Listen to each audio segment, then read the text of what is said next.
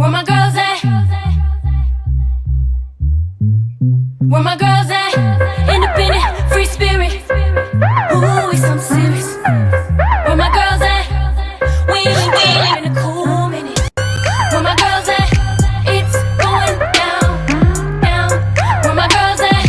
It's going down, down. It's going down tonight. We going out tonight. Yeah, right. We going out tonight. It's going down tonight.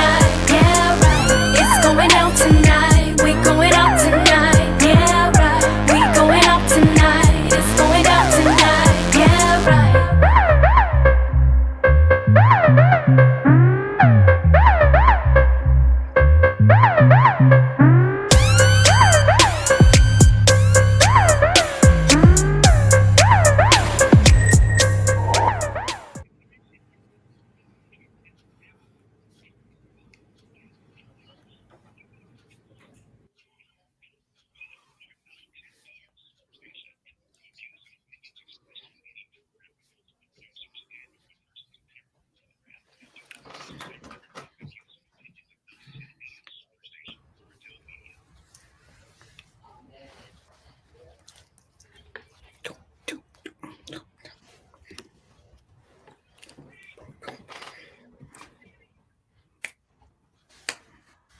Where my girls at? Where my girls at? Going down. Where my girls at? Where my girls at? Where my girls at on this Friday? Happy Friday, everybody. You are listening to We Got Issues with the Force of Friendship on 9:10 a.m. the Superstation, WFDF, which is the oldest urban talk radio station right here in Detroit, but it can be heard all over the world. And I am Crisette Ellis from the D, your host for today. Monday through Friday, you get a chance to hang out with us from 6 to 7 p.m. You guys are the best of the best. Y'all listening on the radio, on 9:10 a.m. Superstation app, and you're watching and commenting on either the Force of Friendship or the 9:10 a.m. Facebook pages.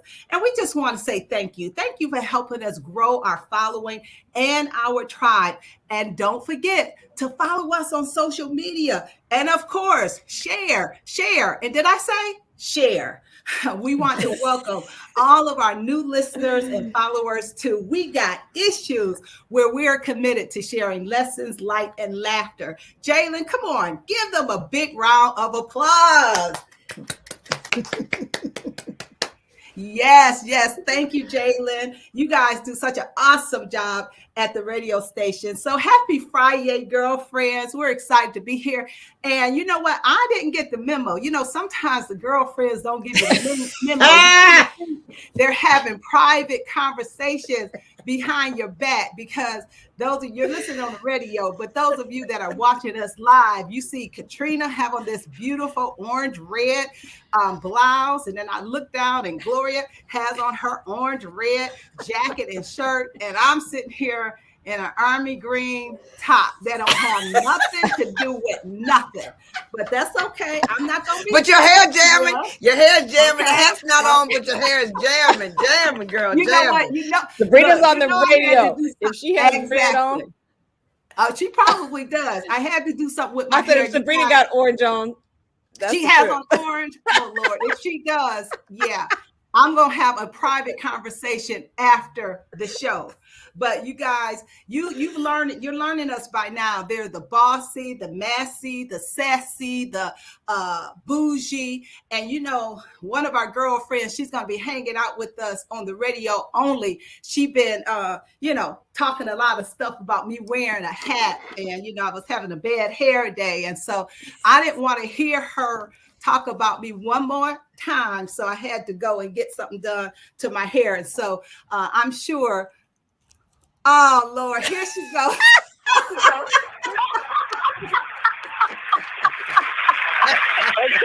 Oh, Lord, she's here. She's not on Facebook Live, but she's on the radio.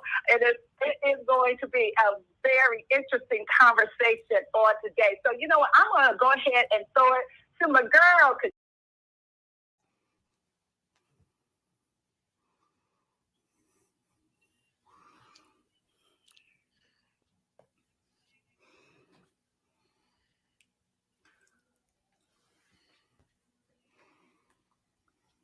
You know those days that you check everything off your list, that you like check, and you just going down. It's like, it's a good day. So I'm excited today, and I'm looking forward to the weekend. I'm wondering if my husband's going to decide he's going to cook something. I might have to go off my, give me one cheat day this weekend. I'm going to see if I can get some ribs. Can a sister get some ribs before it's over? So, okay. So Gloria, thanks for letting me know to wear orange. I appreciate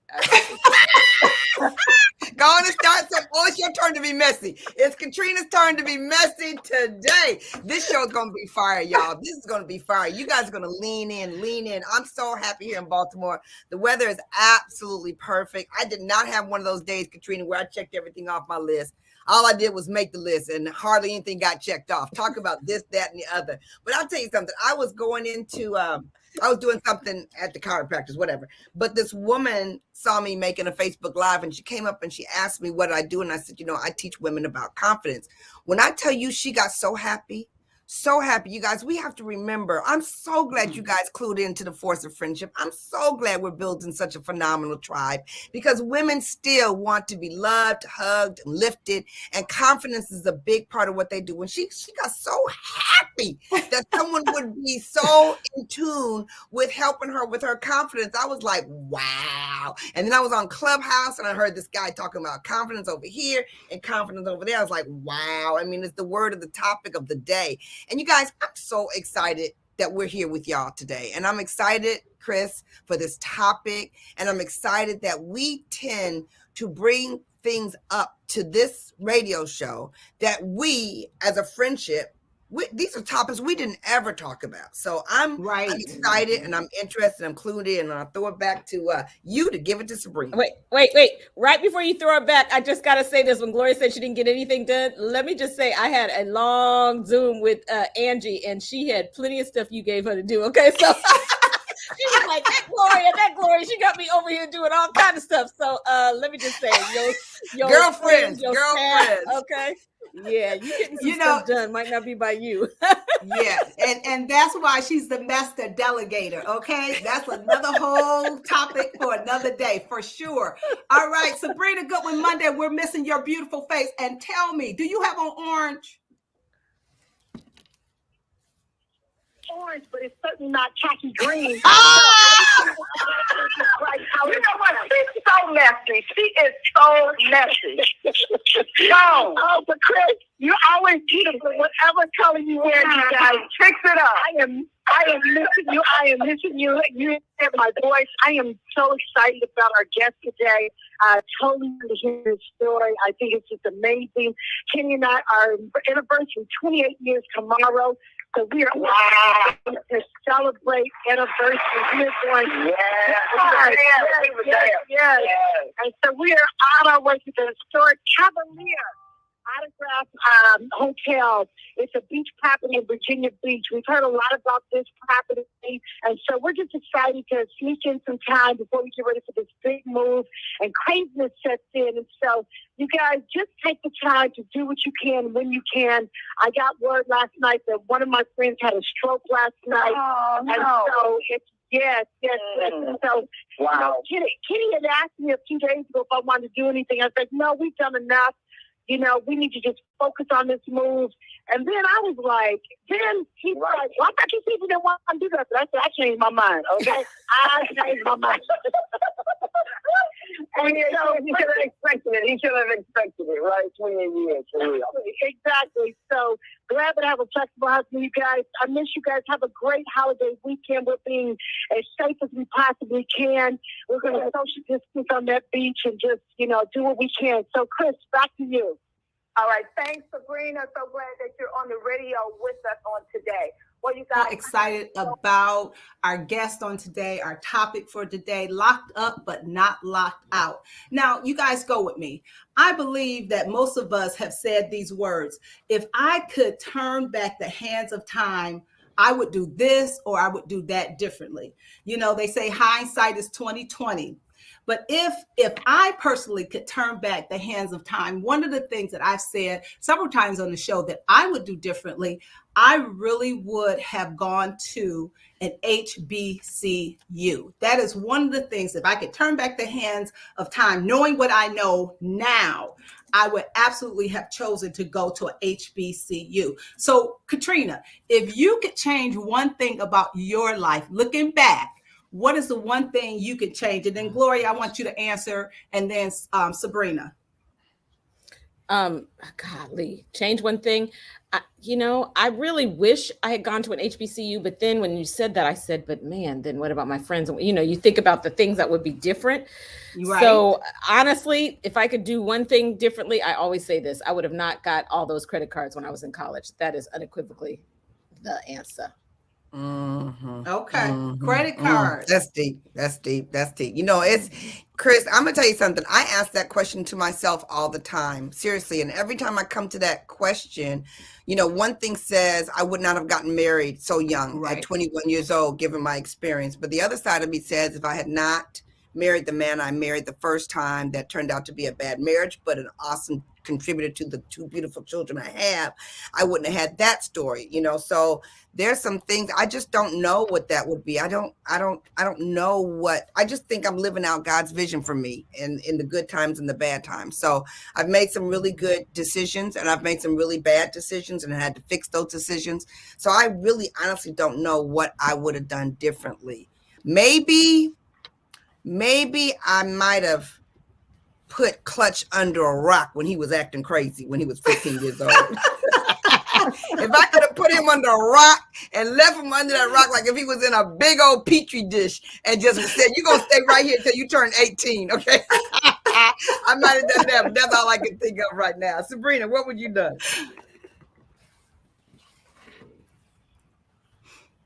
Gotten so much student loan debt, and there were opportunities out there that I just did not know about. I was just signing my life away, signing. I was getting refund checks back in college and having a good old time. Seriously, probably not that, okay? Okay. So, yeah, and you know what? Decisions, and of course, consequences of poor choice is something that all of us are familiar with. Family dysfunction and hanging with the wrong crowd and being in the wrong place at the wrong time, I'm sure you would agree, is a recipe for disaster. Well, our guest on today experienced all of this and more. His story is a story that is all familiar in the Black community, from being convicted to life in prison without the possibility of parole to spending almost 29 years in prison. You guys, it really, our guest has a made-for television story. His story is riddled with pain, poor choices, death, and consequences. It is also a story of redemption and God's grace and mercy. So please help me give a warm welcome to We Got Issues to our guest, Elder Darryl Wood. Welcome. Hello, Darryl, and welcome to We Got Issues. So, Darryl, your story is such an incredible story. And what I know for sure is that your story is the story of so many Black men in prison, many whose crime didn't fit the amount of time they were given, and many who are sitting in prison who were wrongly imprisoned. And so, Darryl, again, we are so glad that you are taking this time to spend on 9:10 a.m., the Superstation with We Got Issues. Again, welcome. Thank you so much for being here. And so, Darryl, come on. I want you to share with our audience a little bit of your story. Absolutely. It's an honor and a privilege to be here with you guys today. And certainly special kudos to my First Lady, Crisette Ellis. Thank you guys for having us on. My life began, on December the 23rd, 1971. I'll be 50 years old this year. But I grew up with my grandmother, because my mother was hooked on heroin at the time. She developed a heroin addiction because my biological father died while I was in her womb. And so she had a breakdown, and she had 3 other children, 3 other boys, and me, and just got sucked in by peer pressure and depression and stuff like that. And so my grandmother raised me all of my life, all of my young life. She raised me in the fear and the admonition of the Lord. I grew up in Greater Grace Temple as a young kid. Bishop David Ellis was my hero, and someone that I aspired to be like. You know, when I was just a little kid, I was mesmerized by him. And so one thing about it, though, my grandmother had 11 children of her own. And then she had, when she took me on and eventually took her entire family on, she took on 5 other children because my mother had a daughter even after I was born. And so she had 5 children plus the 11. And then, you know, just growing up, you know, just in that type of environment, she doing the best she could to raise us and to do everything she could do to provide for us. And so growing up, I got rebellious. It's one thing to be able to go to church. It's another thing when the church is not in you. And, you know, she didn't have time to teach me the Bible.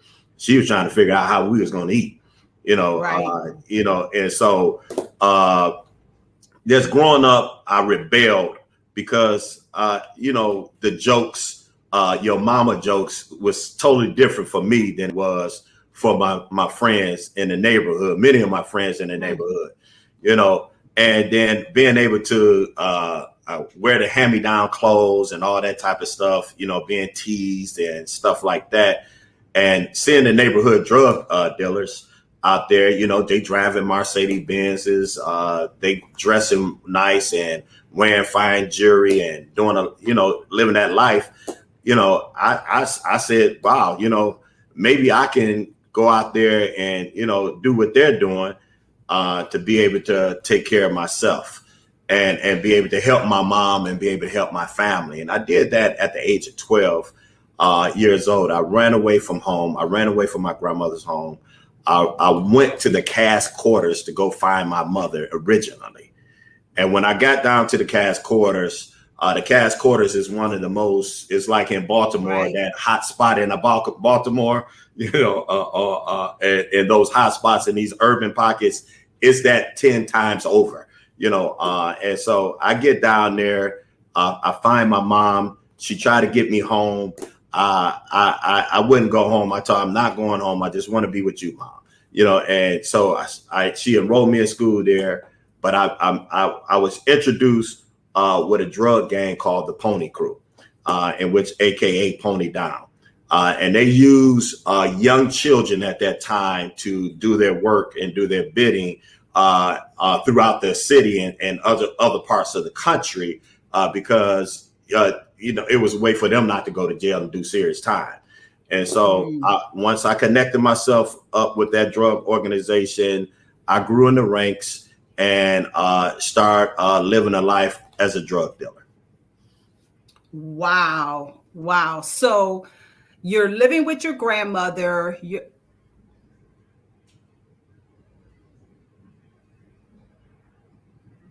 That's a lot.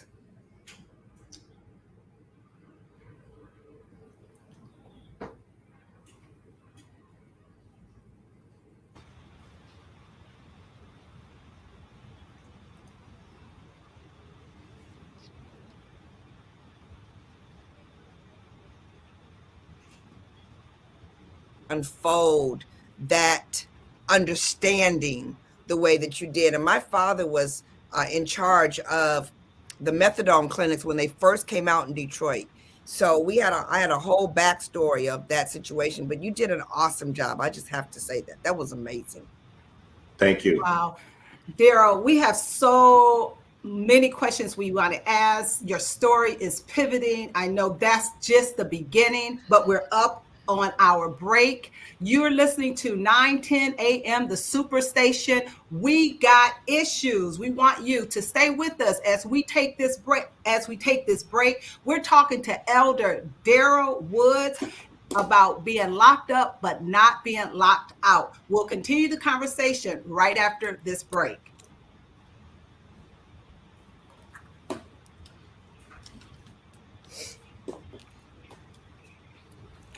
You guys, Facebook, for real.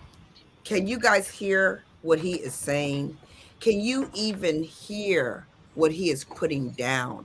I truly hope that you guys will pick up the phone, find the courage, either ask a question, make a comment, or say an encouraging word to him. Because at 313-778-7600, you can deposit into him or someone that's listening a perspective that we need to bring up.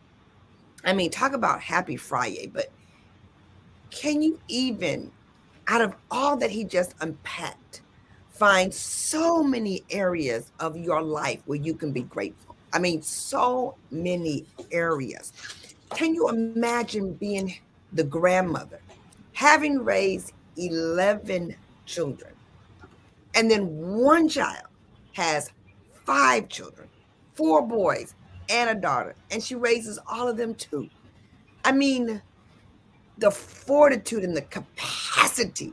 You know, I talk to women all the time and I'm like, the capacity that we have is so much grander than we know, so much bigger than we acknowledge for ourselves on a regular basis. And so when you're looking to find your discipline or looking to find your way or looking to have a pity party, you can start thinking about stories like Elder Darryl and what he's had to go through. And then just the story about the gangs taking on little children to do their dirty work so that they don't get caught. And then these children grow up and we take a position of judging when we need to take a position of understanding. And for him to be so steeped in the Lord and the Bible, given his journey, I'm totally impressed. I cannot wait for us to go back and hear the rest of his story. So I truly do hope that you guys will call in and lean, because it makes the show better. And everybody thinks to themselves, I don't have anything to say. I don't have anything. I'm telling you, when we say hello, when we pick up the phone, you're going to find something to say.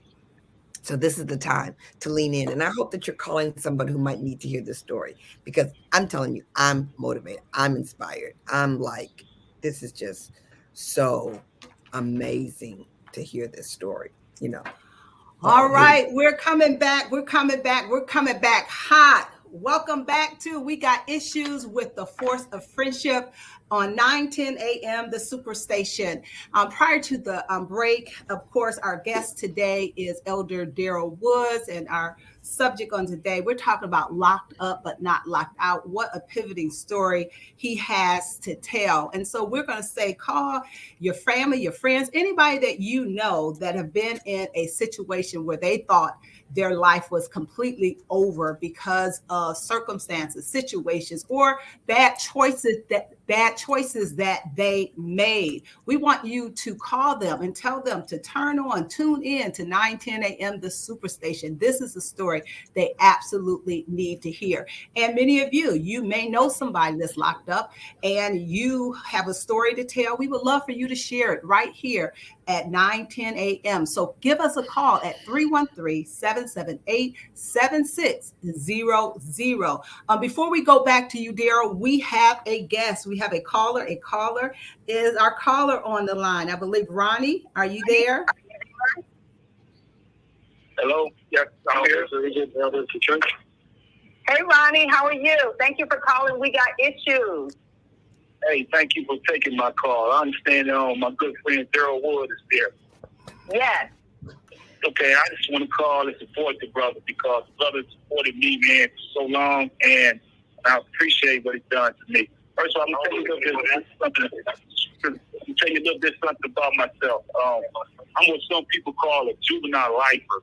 I mean, I went to prison as a juvenile, and I stayed in prison over 40 years. So I just got out last year, and thank God, and it's a beautiful thing. But while in prison, I wasn't always doing the right thing. I wasn't always focused on trying to come home until I ran into Darryl Wood down at Ryan Road Prison. And Darryl, he came to me, man. He said, "Hey, man, you want to go home, man? You got to bring them in for us to go home." What he meant by that, he had to bring people in. He brought everybody in, by the way. He could bring in politicians, bring in community leaders, bring in religious leaders. And we had to bring these people in so they could see that we wasn't the people that everyone said we were. We wasn't the animals. We wasn't the killers. We wasn't in here killing and raping and robbing people. We were in there trying to reform ourselves and trying to show people that a different side of us. And Darryl, I got to give it up to Darryl because he brought me out of that nonsense I was in prison. Showed me a way, man, where I could show people who I was in order for me to get a second chance. So I love the brother, and what he's doing out here, he's been doing in prison for all his debt, helping people, trying to put people on the right track, trying to connect people with different people who were influenced, to perhaps get them out of prison or get that sentence cut. And he was always doing it with a religious lens. You know, I'm not really a religious person, you know, but my respect for Darryl Wood and how he lived his life and how he does food in prison. When I was around here, I can cuss like any sailor in America, but around Darryl Wood, I wouldn't even cuss because that's how much respect I had for him. Because he always gave that respect, and the prisoners, we always return that respect. And he helped me in so many ways. I can just talk forever. When I was going through juvenile, we had to go through what some people call a Miller hearing, where they take a look at us and see if we have changed our life or if we have any redeeming qualities. Darryl Wood lined up a star list, A list of people to come to my hearing and vouch for me. I tried everything to get these people to come on my own, and they wouldn't come. But when Darryl asked them to come and vouch for me, they were lined up. I'm not going to call these people out because, you know, they respected in the community, but they know who they are. They wasn't coming with my phone call. But when Darryl made that phone call, they all and vouched for my character. So I owe a lot to that man. A lot. My freedom. My life now, all that. I owe to Darryl Wood. And Ronnie, you are laying it down. You are laying it down, and we so appreciate you calling in and sharing with us your experience. Thank you so much for calling in and letting the world know, you know, who Darryl is, how helpful he was to you while you guys were. Cut you off, because let me get it in. It didn't stop in prison. When I came home, I said, man, I need a job, man. Darryl pulled some strings, so I got a good job now. And it's all because of Darryl Wood. And I know it sounds incredible, but I'm telling you the honest to God truth. You know, he had the connections and talked to some people, and I have a wonderful job now where I'm able to support myself, provide for my family, and take trips to Chicago when I want to go now. So, hey, young man. That is so awesome, God bless Ronnie. you, man. Calling. Absolutely. Thank you so much for calling in to We Got Issues. We truly appreciate it. And we pray that God continues to bless you and all your endeavors. Have a good one. Thank you. Darryl, the phone lines are lit up. Everybody wants to have a question or they want to talk about Darryl Wood and what he has done and what he is doing. We have another caller, and then Darryl, after that caller, I want you to talk about the night that your life changed forever. We're going to take this caller, then come right back to you. I believe we have Bernetta. Are you there, Bernetta? Hi, I'm right here. Hi, Bernetta. Thank you for calling. We Got Issues. How you doing today? Oh, good. This topic is close to home because I had a number of family members who got caught up in the justice system because, and really, it was by their choices, but also, like Ronnie discussed before, they were very young, at a young age, thinking that was the way to go. And as I grew up, I did everything I could to avoid it. But as an elementary school teacher, I taught my entire career in urban schools.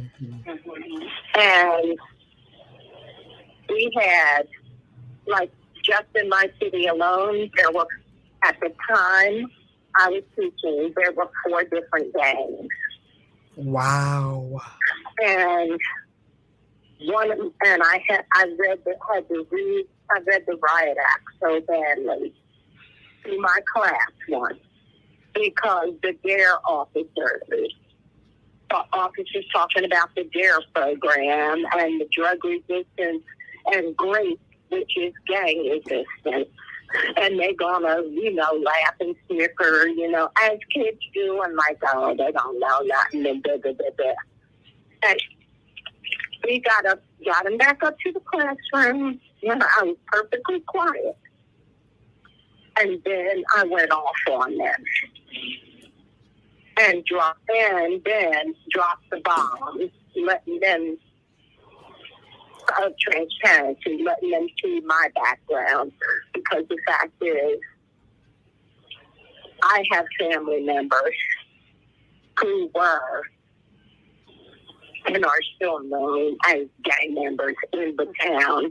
In fact, founders of the very first gang in the city back in 1975, when the Crips first came out here from California. And when they heard that, then they shut their mouths and quit playing about it.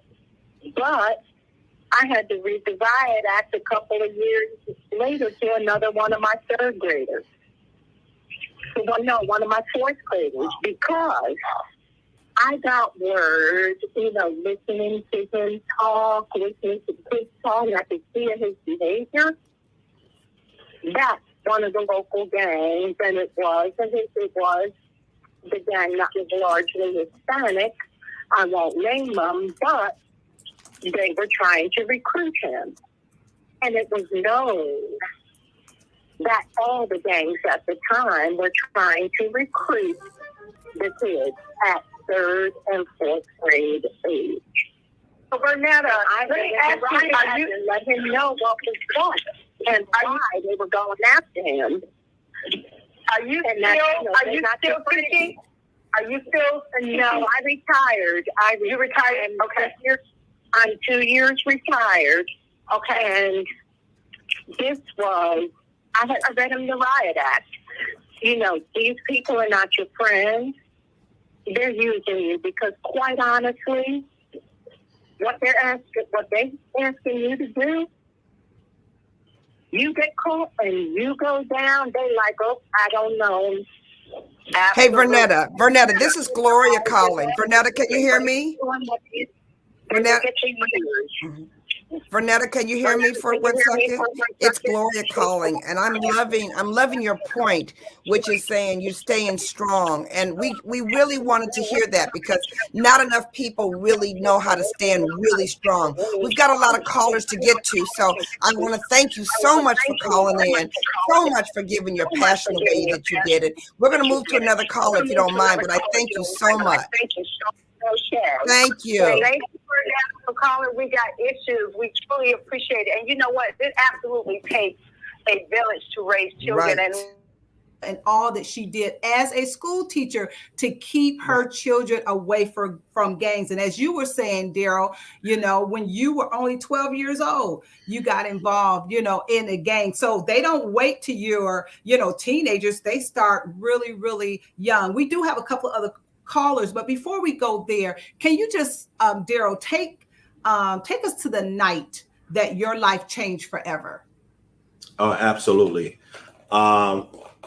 January 25th, 1990, I was at a home, me and my cousin, who was my co-defendant, we went to a home to purchase some marijuana for my cousin. I was on my way to go pick up my daughter and her mom because they were in distress.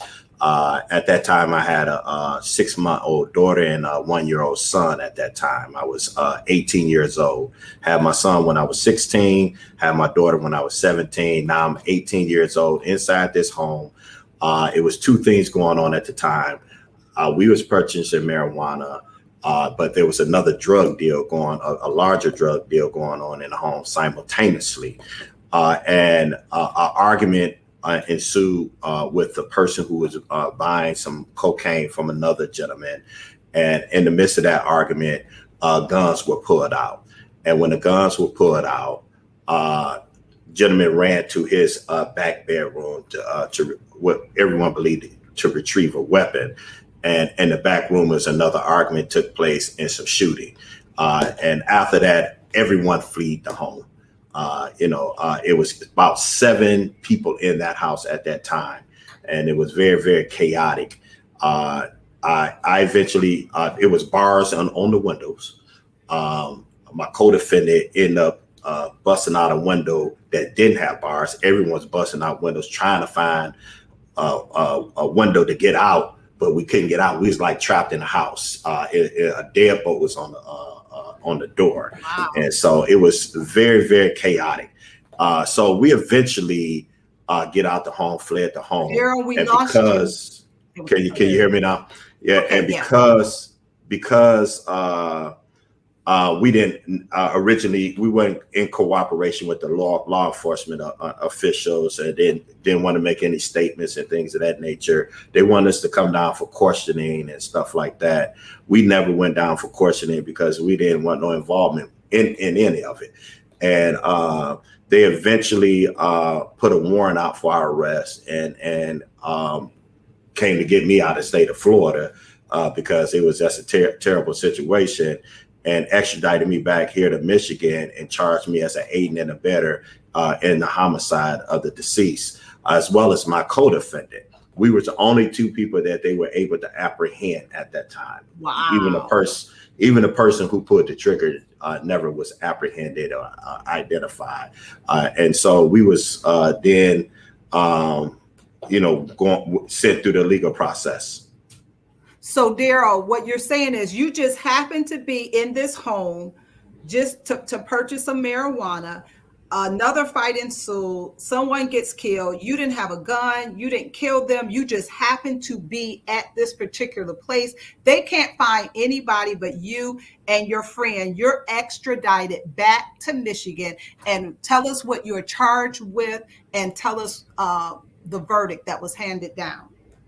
My co-defendant and I was charged with aiding and abetting a homicide, aiding and abetting an unknown person, because they knew that we did not pull the trigger at the time. And at that time, they arrest as many as they could to try to get people to snitch on each other and get people to talk, and because we didn't do that, we went through that process, and we was eventually convicted of aiding and abetting and sentenced to life without the possibility of parole.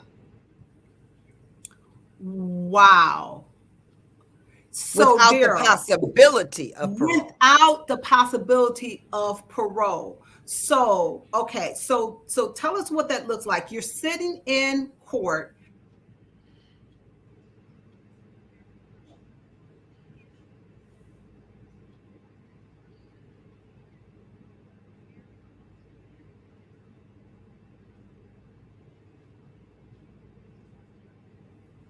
Oh, absolutely. The jury came back with the verdict, and the jury came back with a guilty verdict, and I cussed them all out. I cussed the jury out. I cussed the judge out. I cussed the prosecutor out, and I just acting a fool. I was like, I didn't do it. I went out screaming and kicking. Why would you send me to prison for something I didn't do? And I didn't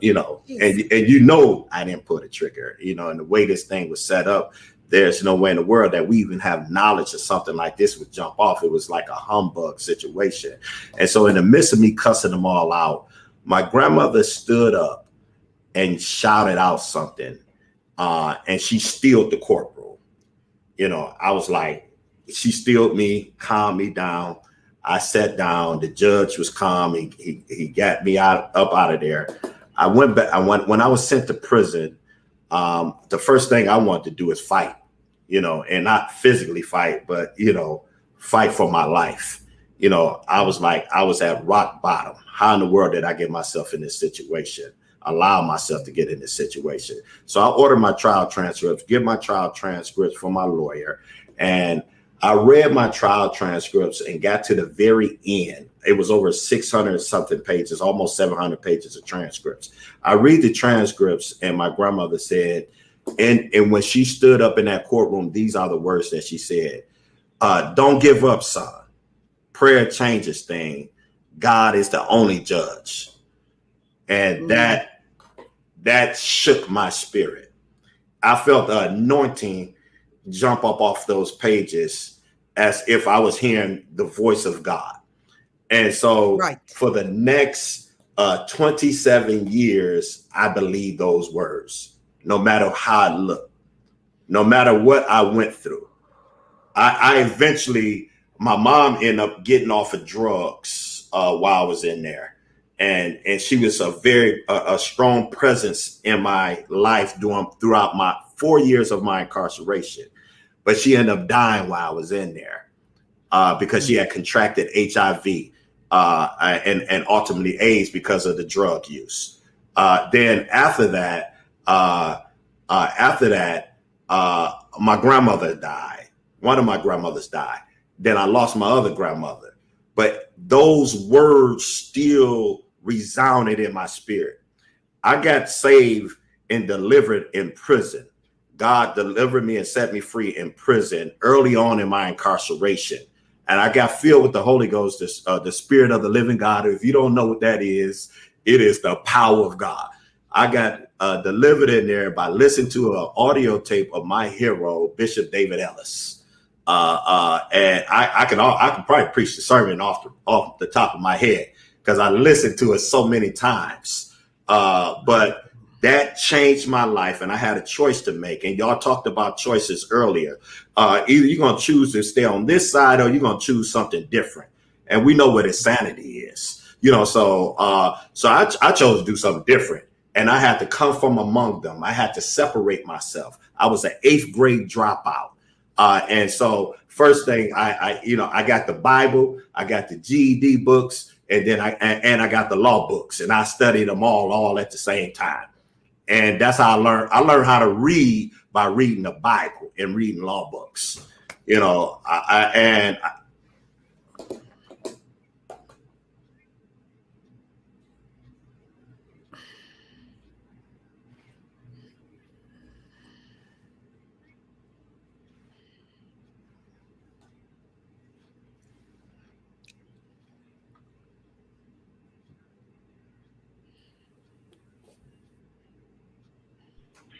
thank you for calling. I want to thank you for educating people about this. But listen, Darryl, don't get hung up on what you did. You got thousands and thousands more Darryls out there just like you. And so we have to those consequences. Tell him how they prevent him in the situation. I'm glad that you was coming up to pull through. And you got to give flowers to your mother every day, Darryl, because she really got you through. But it's just the idea that you got 1,000 Darryls out there, and they're going through the same situation. And I want you to tell the other Darryls out there how they can overcome it and don't be such a man that I like buying jewelry, I like car, I like buying shoes, I like buying clothes. That sounds like more like women talking, so forth.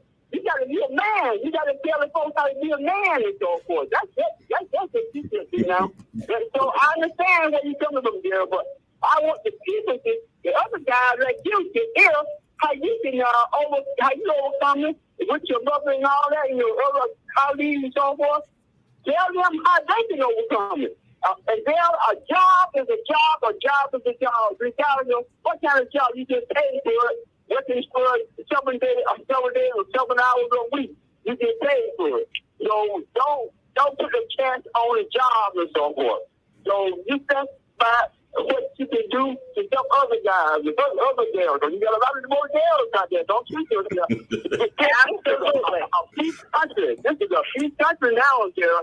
And African America is falling under the umbrella. So thank you, Sarah, and thank you, ladies, for educating people. So have a good week. God bless you, my friend. God bless you, my friend. Yes, and thank you, John, for calling. We got issues, and so Darryl, we do have several other callers, but I know one of the things that you have been so masterful with while you were in prison, as well as now that you're out, is there's so many individuals that talk about you, what you did while you were in prison, the different programs, so many individuals that you were able to help.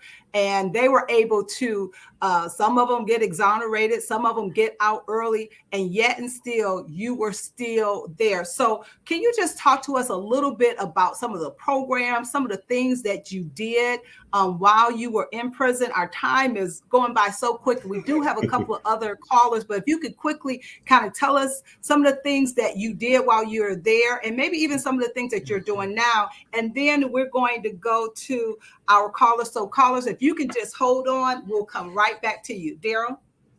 I'll make it quick.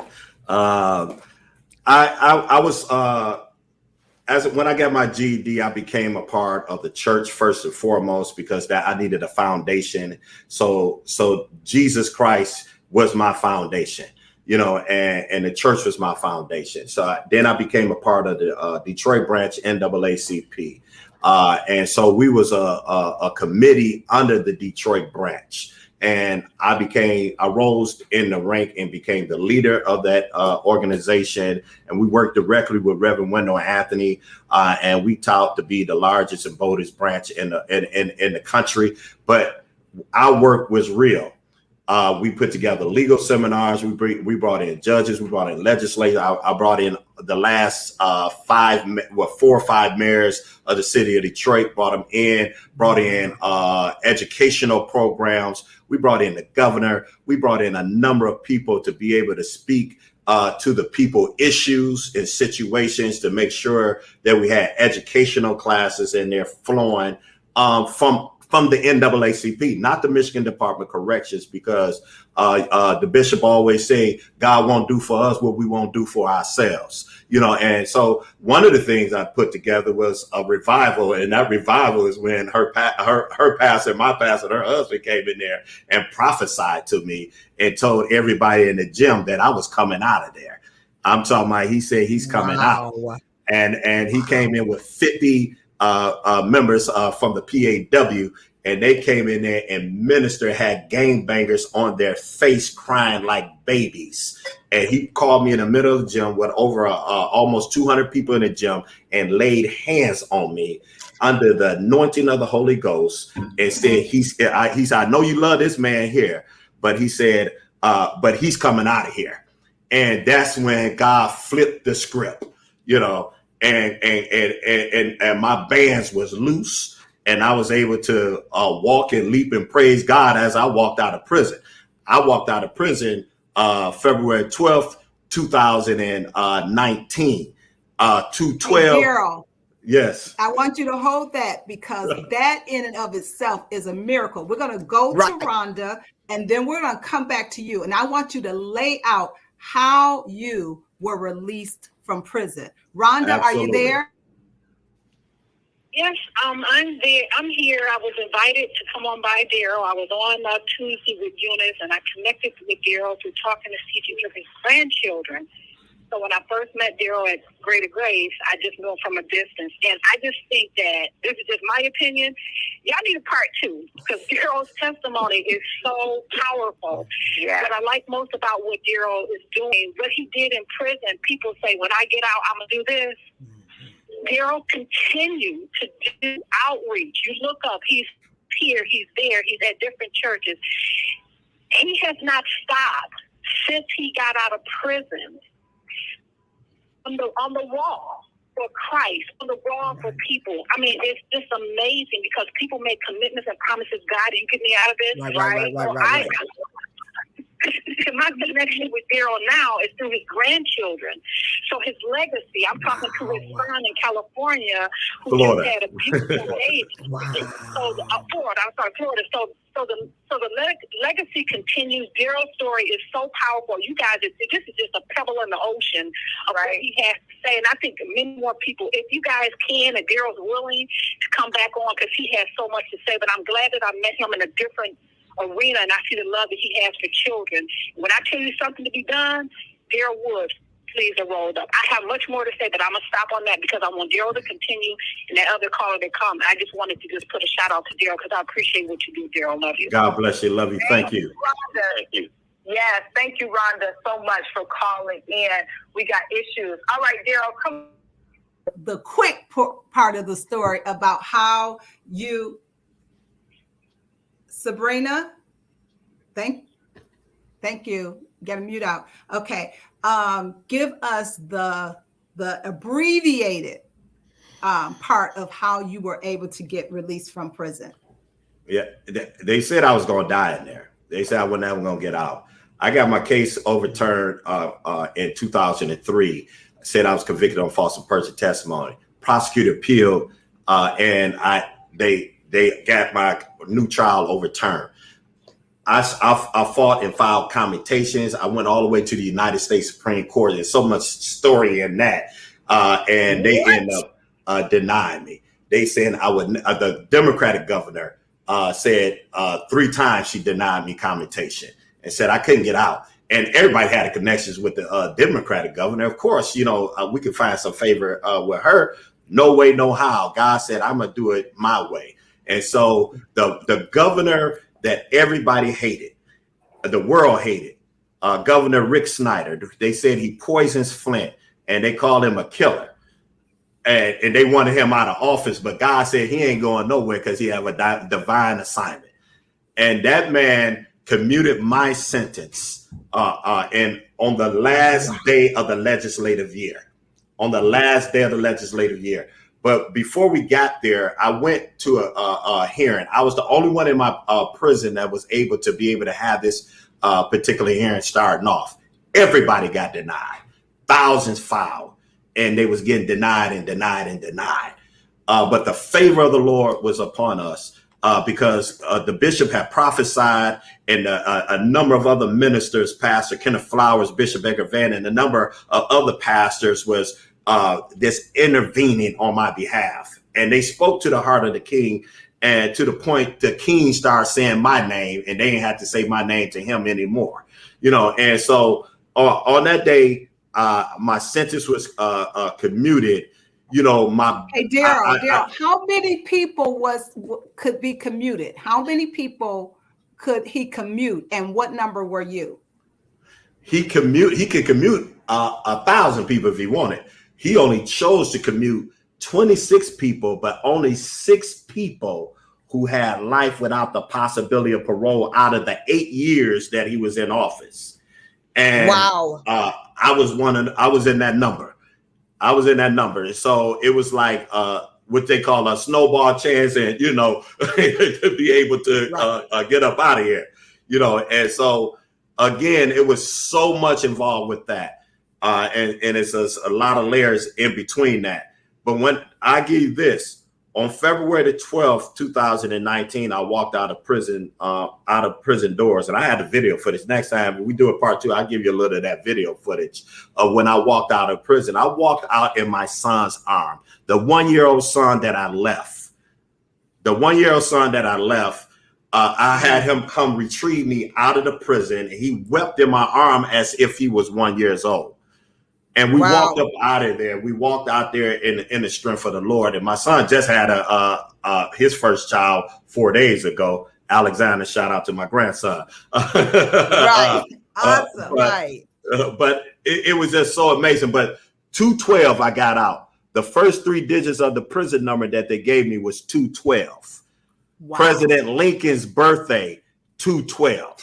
So you talking about an emancipation. You talking about a deliverance. Right. you know, you talking about a breakthrough.